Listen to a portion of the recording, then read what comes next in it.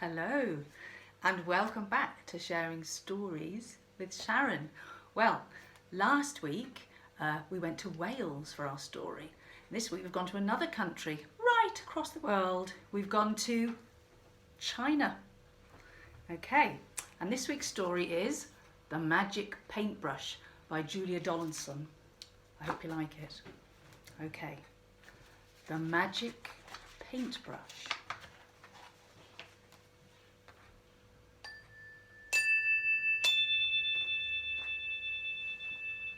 Go and catch some shrimp, Shan. Go and catch some fish. Go and gather oysters to fill the empty dish. Shen sits on the seashore. A stick is in her hand. She sits there drawing pictures in the sand. She draws a flower, a flying fish. She draws a boat at sea. A hen, a hare, a dancing dog, a weeping willow tree. The waves roll in and wash away the pictures in the sand. But on a rock there sits a man. A brush is in his hand. He looks around. He calls to Shen. "Come here," he whispers. "Hush, we don't want all the world to know about this magic brush." He slips the brush into her hand and tells her to be sure never to paint for wealthy folk, but only for the poor. Did you catch some shrimp, Shen? Did you catch some fish? Did you gather oysters to fill the empty dish? No shrimps, no fish, no oysters. Shen laughs and runs inside.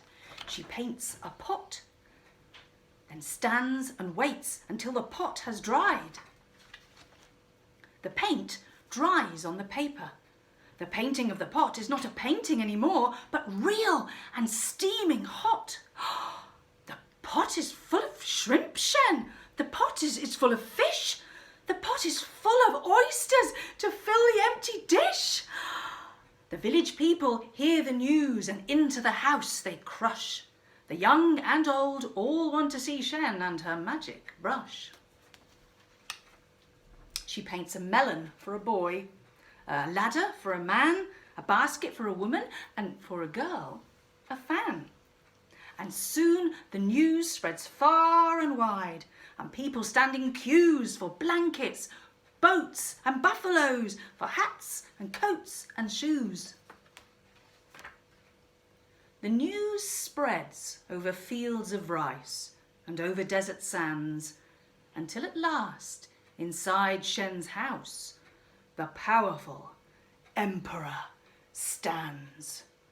"I order you to paint a tree and make it very big.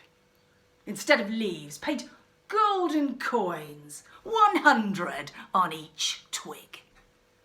Shen shakes her head. "Oh, Your Majesty, I promised to be sure never to paint for wealthy folk, but only for the poor." The emperor scowls and stamps his foot.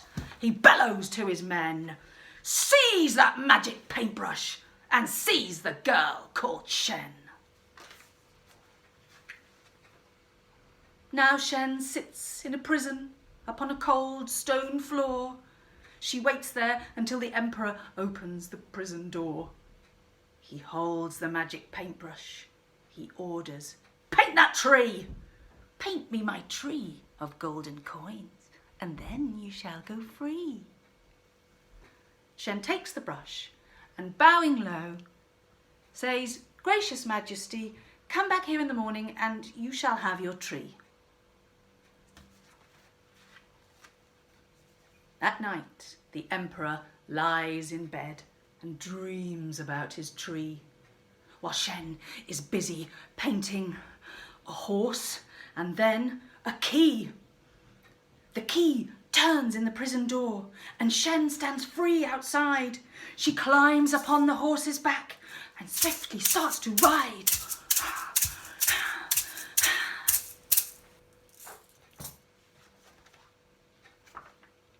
"Where are my coins?" the emperor shouts. "Where is my golden tree?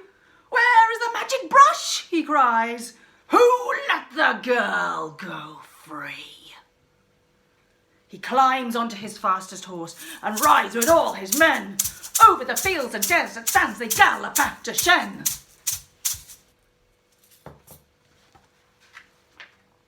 "It's Shen! It's Shen! Oh, she's back again!" The neighbours gather round. Shen is painting silently while distant hoofbeats sound. She paints a mighty river, a river deep and wide. The emperor and all his men stop on the other side. The emperor scowls and stamps his foot. He shakes his fist at Shen. "I'll swim across your river, and so will all my men." But Shen is busy painting a beast with scales and claws. Its scarlet wings are open and flames curl from its jaws. "My dragon needs a tail," says Shen, "and then it will be real. Yes, then it will be roaring and ready for a meal. Now, shall I paint that tail?" she asks. "Or would you rather go?" She dips her brush into the pot. The emperor cries out, "No!" He turns his horse and rides away. Away ride all his men. Then Shen takes the magic paintbrush and starts to paint again.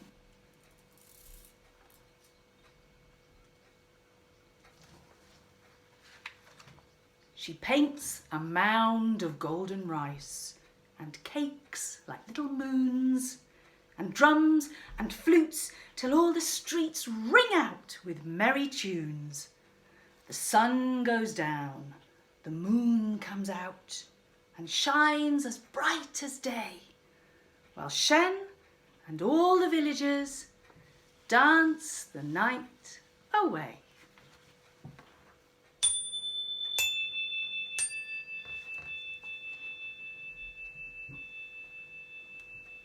The end.